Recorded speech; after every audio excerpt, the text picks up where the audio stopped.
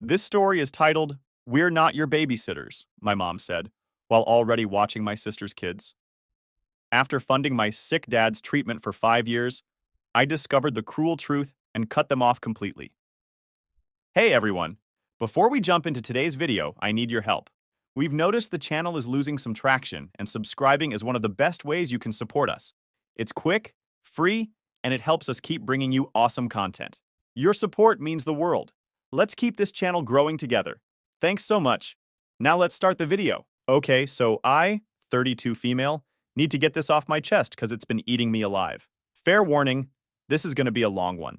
So my whole life, I've been the responsible child in my family, while my sister Zara, 30 female, has been the golden child who can do no wrong. I'm Thea BTW, and when I say golden child, I'm not exaggerating or being dramatic. Growing up, Zara got new clothes, I got hand-me-downs. She got a car for her 16th birthday, I got a watch, and not even an Apple Watch, LOL, just some $30 thing from Target. She went to a private college with our parents helping her. I worked my ass off through community college while living at home and still had to pay rent. You get the picture. My parents always had some excuse ready. Zara needs more support. Zara's going through a tough time. Zara has so much potential. Meanwhile, I was just there. The reliable one, the boring one, whatever. I thought once we grew up, things would even out. Boy, was I wrong. About 5 years ago, my dad, Orion, 62 male, got diagnosed with chronic kidney disease. At least that's what they told us. He supposedly needed regular dialysis, expensive medications, and eventually they said he might need a transplant. My parents didn't have health insurance because dad was self-employed, and mom, Celeste, 58 female, always said it was too expensive. Yet somehow they always had money for vacations before this. Funny how that works. They called a family meeting right after the diagnosis. I remember walking into their kitchen with my then boyfriend, now husband, Nico. Zara was already there with her boyfriend, now husband, Finn. Mom was crying. Dad looked worried, but honestly not as bad as someone who just got a serious diagnosis should look. But what do I know? The treatments are going to cost $2,000 a month, Mom announced, dabbing at her eyes with a tissue. We don't have that kind of money. We all sat in silence for a minute. I had just landed my first real job as an accountant at a small firm. Wasn't great money, but it was steady. I could maybe help a little, I offered. Maybe a few $100s? Zara's still in college, Mom said quickly, not even acknowledging what I said. She can't be expected to contribute. Finn nodded like the yes man he is. We're saving for our wedding. Nico squeezed my hand under the table. We were saving too. For a house, for our future. But apparently our future wasn't as important as Zara's wedding. Cool, cool, cool. Dad looked directly at me with those sad puppy dog eyes he does so well. Thea, we're not asking for a handout. Just help until I get better. So I agreed to send $500 a month, temporarily. That was the plan. That was the goddamn agreement. That was 5 years ago. The $500 quickly became $800. The medication cost more than we thought. Then $1,200 as Dad's condition worsened. Then suddenly they couldn't pay rent. Then their car broke down. Then they needed insurance. Before I knew it, I was sending them nearly $2,000 every month, while Zara contributed exactly $0. Meanwhile, Nico and I had a baby girl, Maisie, who's now 3. Cute as a button and smart as hell. We were struggling to save for her future while sending so much to my parents. We couldn't even afford to put her in the good daycare in our area. Had to settle for the one with the weird smell and the teacher who always looks hungover. Every time I brought up reducing payments, suddenly Dad would end up in the hospital, and I'd get frantic calls from Mom about how he might not make it this time. And like the sucker I am, I'd feel guilty and send more money. Nico tried to say something a couple times. Don't you think it's weird that they always need more money right when we're thinking about buying something for ourselves? But I shut him down. That's my DAD we're talking about. He's sick. How could I be so selfish? Last Christmas, Zara showed up with a brand new SUV. Finn got a bonus, she said, like it was nothing. Meanwhile, I was driving a 2008 Honda with a check engine light that's been on so long, I think it might be permanently fused that way. When Maisie was born, they visited once. Once. Stayed for exactly 45 minutes. Dad complained about the hospital parking the whole time. They brought a gift, a onesie that was the wrong size and season. Meanwhile, when Zara had her boys, they practically moved in with them for 2 weeks each time. Mom still babysits them 3 days a week to help out. But again, I made excuses. Dad's sick. They're tired. They live 20 minutes away, but somehow that's too far to visit their granddaughter regularly. I've sent them roughly $90,000 over the last 5 years. Let that sink in. We could have bought a house with that money. Could have set up a college fund for Maisie. Could have replaced my crappy car that makes a sound like a dying whale every time I go over 50 miles per hour. Instead, we live in a tiny two-bedroom apartment with a landlord who thinks fixing things is optional. We shop at discount grocery stores and buy Maisie's clothes from thrift shops. Meanwhile, Mom keeps posting pics of her new kitchen gadgets on Facebook. And Zara and her family went to Disney twice last year. But I kept paying. Because family, right? Because Dad's sick. Because I'm a massive idiot who can't say no. Then last Wednesday happened, and everything changed. It was supposed to be just a normal day. We'd been having issues with the bathroom fan making this horrible grinding noise, and the landlord said it would be 2 to 3 weeks before he could get to it, which in landlord language means never unless you keep calling every day. So Nico decided to fix it himself. I was in the living room with Maisie, helping her build a tower with these mega blocks my cousin gave us for her birthday. I could hear Nico on the stepladder in the bathroom, grumbling about the wiring. Then suddenly I heard him yell, "Shit!" followed by a loud crash and thud. I ran to the bathroom and holy crap, there was blood everywhere, like a freaking crime scene. Nico was on the floor, clutching his arm, and I could see a deep puncture wound right below his elbow, where blood was literally pulsing out. The cordless drill was beside him with blood on the bit. "I lost my balance," he said, looking pale as hell. I was falling, and the drill, I landed on it while it was still spinning. I could see muscle tissue, and possibly a glimpse of bone. This wasn't just a cut. This was a drilling injury straight into his arm. The blood was coming out in spurts, which I knew was really bad news. I grabbed a kitchen towel, RIP my only good towel, and wrapped it around his hand while trying not to puke. Blood was soaking through it in seconds. "We need to get you to the ER," I said, trying to sound calm for Maisie, who was now standing in the doorway looking scared. "What about Maisie?" Nico asked through gritted teeth. He was starting to sway a little, which freaked me out even more. I did a quick mental rundown of our options. Nico's parents live in Arizona for half the year. They're snowbirds. My best friend Vela was at work and couldn't leave. My other friends all live at least 30 minutes away. "I'll call my mom," I said, already dialing. Now I know. After everything I just told you, why would I even try? But when you're panicking and your husband is bleeding through a towel, you get desperate. Mom answered on the third ring. "Thea, I was just about to call you. Your dad's medicine is running low, and the pharmacy—" I cut her off. "Mom, Nico's hurt really bad. He's bleeding everywhere. I need you to watch Maisie for a few hours while I take him to the ER, please." There was this pause that said everything. "Oh, well, today's not good. Your dad has an appointment and—" "Mom, this is an emergency. Nico needs stitches. I'm dropping Maisie off in 20 minutes. I hung up before she could argue. Dick move maybe, but my husband was turning the color of paper. I hurriedly packed Maisie's backpack. You know the drill if you have kids. Favorite stuffed elephant, snacks, juice box, extra clothes in case of accidents, her blankie. Basically anything appeared in front of me while running. Nico was leaning against the counter, looking worse by the second. I helped him to the car while carrying Maisie on my hip. Got them both buckled in, Nico with a fresh towel that was already turning red, and drove to my parents' place like a maniac. They live about 15 minutes away, but I made it in 9. When we got there, I ran to the door with Maisie, her backpack bouncing against my leg. Mom opened up with this look on her face. You know the one. That "I already told you no" look that Mom's perfect over years of practice. "Thea, I told you today's not—" "It's an emergency, Mom," I said, trying to hand Maisie to her. "Nico's in the car bleeding. We'll be back in a few hours." That's when I heard it. Laughter. Kids' voices coming from inside the house. I looked past my mom and saw my nephews, Zara's 2 boys, sprawled on the living room floor playing some video game.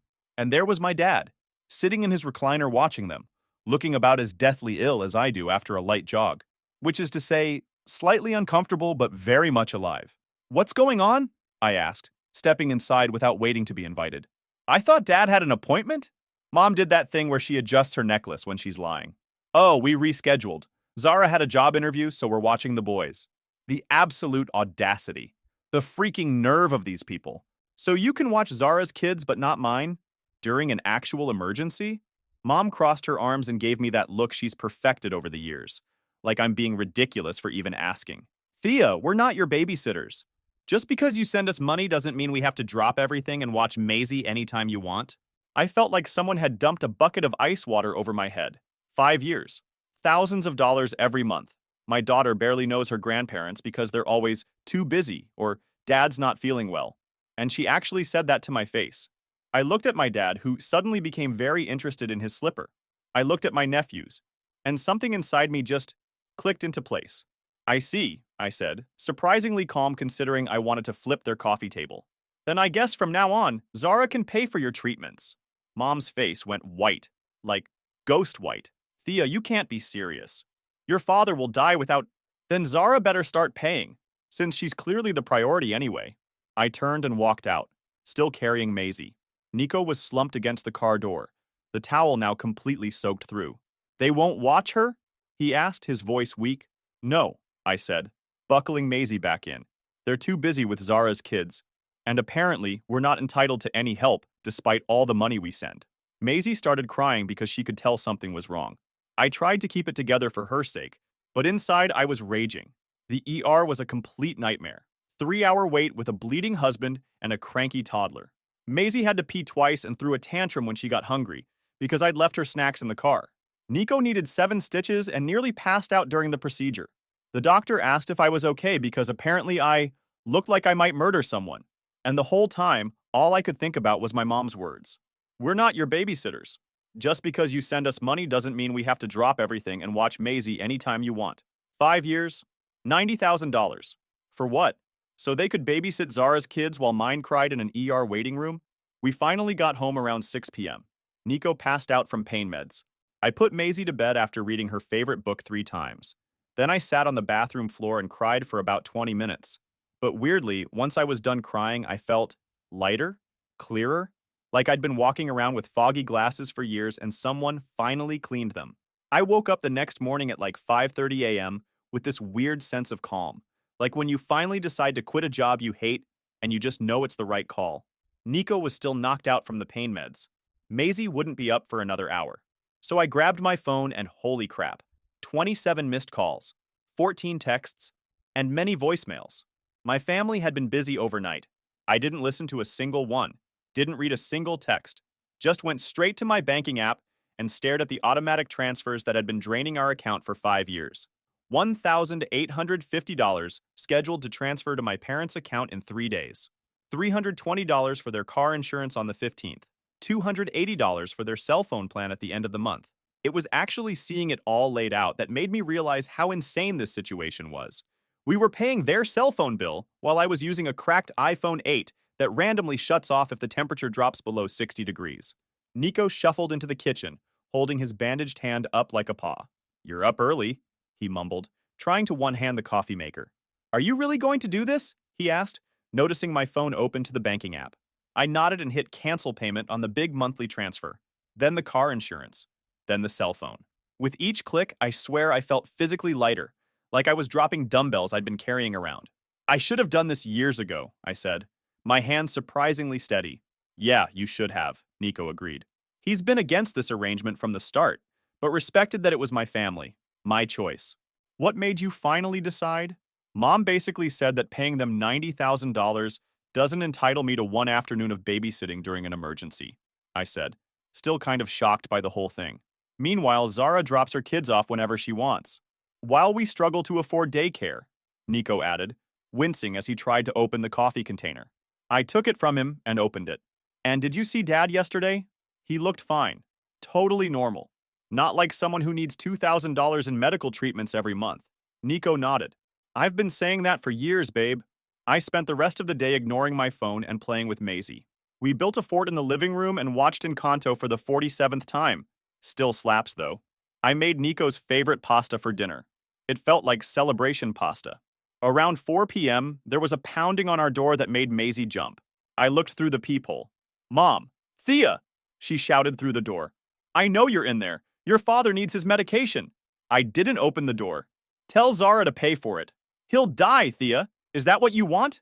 Nico came up behind me, his good arm around my waist. You don't have to talk to her, he whispered. Dad's been dying for 5 years, I said, loud enough for Mom to hear. Zara can take a turn saving him. What came next was a stream of insults that would make a sailor blush. My mother, who goes to church every Sunday and posts inspirational Bible quotes on Facebook, called me every name in the book. Selfish, ungrateful, heartless, and some stuff I won't repeat because it's honestly too awful. I took Maisie to her room to play, so she wouldn't hear her grandma having a complete meltdown on our doorstep. Mom kept yelling for a while, then finally left. That evening, I got an email from Dad. Your mother is beside herself. I don't know what's gotten into you, but we need the money for my medication by tomorrow, or I'll have to go to the hospital. $1,450 this time because of the new treatment. Notice how the price keeps changing? One day it's $2,000. Next, it's $1,850. Now it's $1,450. Almost like they're just making up numbers or something. I deleted the email without responding. The next day was Friday, and I had to go back to work. I was worried they might show up at my office, so I warned security about a potential family situation. They were super understanding, which makes me think this kind of thing happens more often than people talk about. Around lunchtime, my work phone rang. Number I didn't recognize, but I answered because it could have been a client. What the hell, Thea? It was Zara. Of course. Mom said you're refusing to help Dad now. That's right, I said, closing my office door. Your turn. I can't afford that. Finn and I just bought a boat. I literally laughed out loud. A boat? While I've been paying thousands for Dad's treatment, you bought a boat? It's not my fault you decided to help them. No one forced you. The absolute lack of self-awareness was stunning. And no one's forcing you either. But apparently Dad will die without his medication, so I guess you better figure it out. You're such a bitch, she spat. Goodbye, Zara. I blocked her number as soon as I hung up. Then I blocked my parents' numbers too. Then I blocked them all on social media. It felt good, guys. So damn good. That weekend was strange. Peaceful but weird. My phone wasn't constantly blowing up with my parents' demands for once. Nico and I took Maisie to the park, and I wasn't checking my phone every 5 minutes dreading some new financial crisis. On Sunday night, I was browsing online for daycares, the nice ones we could now potentially afford, when Nico sat down next to me. They'll find other ways to contact you, he said. You know that, right? Let them try, I said, feeling weirdly confident. I'm done being their ATM. I was right to be prepared, because they definitely weren't done with me. Not by a long shot. My car got keyed in the work parking lot on Monday. No proof it was them, but the timing was suspicious. Tuesday, someone called CPS claiming we were neglecting Maisie. The social worker who came to check things out was super nice, and clearly embarrassed to be there once she saw our clean apartment and happy, well-adjusted kid. I couldn't believe how far my family could go for the sake of money. A week and a half after the Great Financial Liberation, as Nico had started calling it, things were starting to calm down. My parents seemed to have gotten the message after the CPS visit backfired. Zara had apparently told the whole family I was mentally unstable, but most people who actually know me were smart enough to question that. We were finally starting to breathe easier. Nico's hand was healing nicely. The doctor said he probably wouldn't even have much of a scar. Maisie had been accepted into the good daycare center that we could now actually afford, and I'd opened a college savings account for her with the first $1,850 that didn't go to my parents. It was Sunday morning, and we were having pancakes when the doorbell rang. Nico and I exchanged looks. We weren't expecting anyone. I peeked through the peephole and saw my Aunt Persephone standing there with a casserole dish in her hands and a concerned expression on her face. Persephone is my mom's sister, but has always been the cool aunt. She was the one who let me skip school and took me to my first midnight movie premiere at 16, taught me how to apply eyeliner, and was genuinely supportive when I decided to go to community college instead of taking out massive loans for a 4-year university. We weren't super close, but I'd always liked her. Against my better judgment, I opened the door. Thea, honey, she said, her voice all gentle and sweet. Can we talk? I let her in because, I don't know. Hope springs eternal that at least one family member isn't completely toxic? Maisie immediately ran up to her yelling, Auntie Percy, which melted my heart a little. Persephone brought her a little stuffed penguin, which was actually age-appropriate and something Maisie would like. Points for that. After Maisie went down for her nap and Nico conveniently decided he needed to run to Home Depot, Persephone and I sat at the kitchen table. The casserole, some kind of chicken and rice thing, sat between us like a peace offering. I understand why you're upset, she started, which surprised me. Most of my family operates on the Thea is wrong by default principle. Your parents have relied on you too much. I nodded cautiously, waiting for the but. But Thea, sweetie, your dad really is sick. He was in the hospital yesterday. The doctors say he might not have long without his treatments. There it was. The guilt trip express, right on schedule. The familiar knot formed in my stomach, the one that's been there for 5 years whenever they need money. Well, Zara can help them, Persephone sighed, pushing the casserole a little closer to me like I might be more likely to cave if I ate her food. Zara says she can't afford it, Your parents are talking about having to sell their house. I nearly choked on the water I was drinking. They rent, Aunt Persephone. They don't own a house. She looked genuinely confused. But your mom said, they've been lying to you. They've been lying to everyone. I pulled out my phone and showed her my banking records. I've sent them over $90,000 in the last 5 years. Her eyes widened. That can't be right. It is. And somehow they're still always broke. Dad's never getting better, and Zara's buying boats. Persephone was quiet for a long time, staring at the records on my phone. I had no idea, she finally said. But Thea, whatever they've done, your dad's health is at stake now. I felt the doubt creeping in, the what-ifs. What if he really is sick and I'm just being petty? What if he dies because I wouldn't help? Could I live with myself? I'll think about it, I said finally, mostly to end the conversation. After Persephone left, leaving the casserole, which was actually pretty good, I sat at the computer for a long time, looking at our finances. We could send them $500 this month, maybe, just for the medicine. Not the full amount, but enough to help if Dad really was sick. You're going to help them again, aren't you? Nico asked from behind me. He'd returned from Home Depot with a single light bulb, which was definitely not what he went for. I don't know, I admitted. What if he really is dying this time? Nico sat next to me and placed his good hand on mine. Call the hospital. Verify he was even there. I blinked. That had never occurred to me. 5 years of sending money, and I'd never once thought to verify anything they told me. I called the hospital where Persephone said he'd been admitted. Hi, I'm calling to check on my father, Orion Mercer. He was admitted yesterday? I used my most professional voice. After getting transferred twice and providing my dad's date of birth, the final verdict, they had no record of an Orion Mercer being admitted in the past week, or at any point in the last 6 months. I called the other 2 hospitals in our area. Same result. No record of my father being treated anywhere. When I told Nico, he didn't even look surprised. Just sad for me. I'm sorry, babe, he said, pulling me into a hug. I suspected something like this, but I didn't want to be right. I've been such an idiot, I whispered against his shoulder. No, you've been a caring daughter. They took advantage of that. That night, I couldn't sleep. I kept thinking about all the times Dad had supposedly been too sick to come to Maisie's birthday, or when they canceled Christmas plans last minute because he was having a bad day. I kept thinking about the specialist appointments I'd paid for, the medications, the treatments. Were any of them real? Was he even sick at all? The next morning, I took the day off work and drove straight to my dad's supposed kidney specialist's office. I'd checked it online dozens of times before, back when I still trusted him. I introduced myself as Orion Mercer's daughter, asked about his treatment plan, and waited while the receptionist searched their system. She found no record under his name or my mom Celeste's, not even for dialysis. I left numb, sat in my car outside the kidney specialist's office for what felt like hours, but was probably just 20 minutes, trying to process what I'd just learned. My dad wasn't a patient there. He had never been a patient there. I called Nico, my hands shaking so bad I could barely hit the right buttons. He's not a patient, I said when he answered. He's never been there. Oh, Thea. Nico's voice was soft, sympathetic. Come home. We'll figure this out. No, I said, suddenly determined. I need to know what's been happening, where the money's been going. So I did something I'd never done before. I started actually investigating my parents. I went to the dialysis center where Dad supposedly went 3 times a week. Same story. No patient named Orion Mercer. Ever. Second stop, the pharmacy where they supposedly got his expensive medications. The pharmacist checked and confirmed they'd never filled prescriptions for my dad. By this point, I was beyond shocked and moving into full detective mode. I drove to my parents' rental house, but parked down the street so they wouldn't see me. Their cars weren't there, which was weird for a Tuesday morning when Dad was supposedly so sick he could barely leave the house. I decided to dig deeper. I texted my cousin Phoenix, who's always posting on social media, but isn't close to my parents. Hey, random question.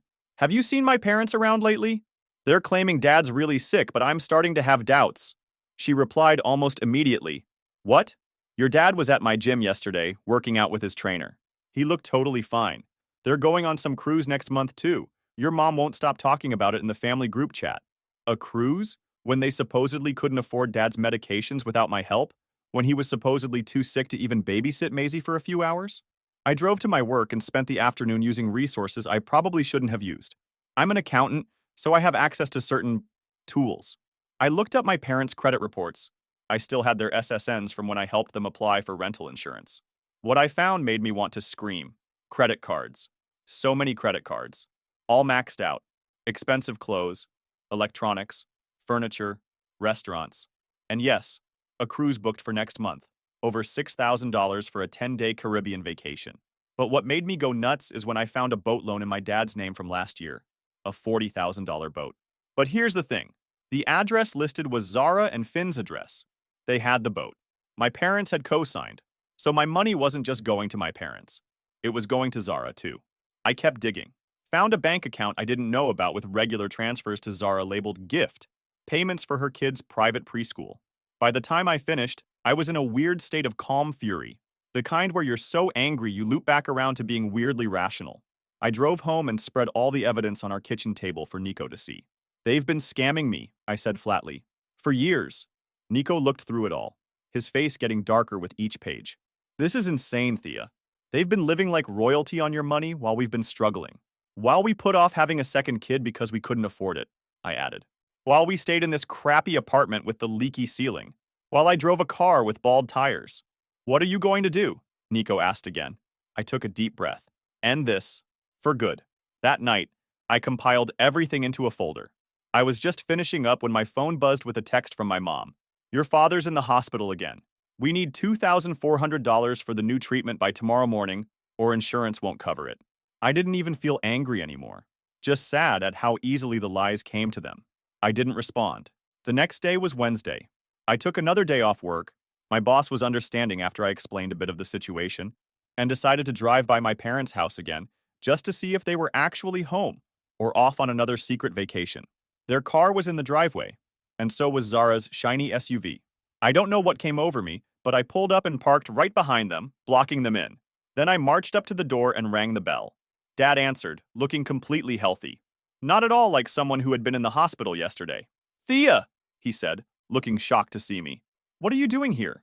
Family meeting, I said, pushing past him into the house. Mom and Zara were sitting at the kitchen table with coffee mugs, looking like they were having a lovely casual morning. They both froze when they saw me. Thea, Mom started, we were just talking about you. Your father really needs... I dropped the folder on the table between them. Credit card statements, bank transfers, and gym membership receipts spilled out. Kidney disease, huh? I said, surprising myself with how steady my voice was. Must be a miracle recovery to have a personal trainer at the gym. The look on their faces. Guys, I wish I had a picture of it. Pure oh shit expressions all around. Thea, I can explain. Dad started. I've already figured it out. I cut him off. There's no disease. There never was. I checked with all the doctors you claim to see. None of them have ever heard of you. Mom's face went from shock to anger. You had no right to... I had every right. I finally raised my voice. I've given you $90,000 over 5 years. I've struggled to support my own family while funding your lifestyle and Zara's boat and her kids' private school. Zara at least had the decency to look ashamed. The boat's not... Save it, I snapped. I saw the loan with Dad as co-signer. I saw the transfers to your account. I turned back to my parents. 5 years. I believed you for 5 years. I skipped vacations. I bought the cheapest food. I put off having another baby because we couldn't afford it. Meanwhile, you're going on cruises and joining country clubs. Mom tried a different approach, her voice softening. Thea, honey, you don't understand. Your father did have health problems. We just used some of the money for other things too. What health problems? Name one actual diagnosis from one actual doctor. Silence. That's what I thought, I said. I'm done. This ends now. I'm never giving you another cent. You can't just abandon your family, Dad said, trying to sound firm but looking nervous. After everything we've done for you. I actually laughed. What exactly have you done for me? You wouldn't even watch Maisie when Nico was bleeding. You told me straight to my face that paying you $90,000 doesn't entitle me to ask for babysitting during an emergency. We were busy with Zara's boys, Mom said defensively. Yeah, you've always got time for Zara, don't you? Always money for Zara. Always help for Zara. I turned to my sister. Hope you've got room in your budget to support them now, sis, because the gravy train is over. Then I walked out, ignoring their protests. I got in my car and drove away, feeling like I'd just broken out of prison after a 5-year sentence. That evening, I started getting calls and texts from extended family. Apparently, my parents had already started spinning their sob story, their ungrateful daughter abandoning them in their time of need, cutting them off without warning, being selfish and cruel. But I was done playing their game. I sent one final text to the entire family. I know the truth about Dad's illness. I've seen the Disney photos. Don't contact me or my family again. Then I blocked every single one of them. It's been 4 months since I cut them off. Meanwhile, our life has completely changed. We moved to a better apartment with an actual yard. Maisie's in a great daycare with music classes. I got a newer, used car that doesn't make death rattles. We have an actual savings account with actual money in it. I started therapy to deal with 30 plus years of family BS. My parents had to downsize their rental. Zara had to sell the boat. They're all pissed about it, but guess what? Not my problem. Nico's parents visit often now. They're amazing with Maisie, and they've never once asked us for money. Funny how that works. Last week I saw my mom at Target. She tried to approach me, looking all sad and pitiful. I turned and walked away. Felt nothing. Maisie sometimes asks about them. That's the hardest part. Where's Grandma and Grandpa? My heart breaks for what she's missing. But then I remember they chose expensive vacations over knowing their granddaughter. The best part? I'm pregnant. Something we put off for years because we couldn't afford it. Turns out when you're not supporting 3 extra adults, you can actually afford to expand your own family. So that's my story. 5 years of being scammed by the people who were supposed to love me most. But it's over now, and we're rebuilding our life on our terms. If you take anything away from this, let it be this. Sometimes the most loving thing you can do, for yourself and your kids, is to walk away from a toxic family. Blood doesn't entitle anyone to drain your bank account. Thanks for reading. Honestly, just writing this all out has been therapeutic.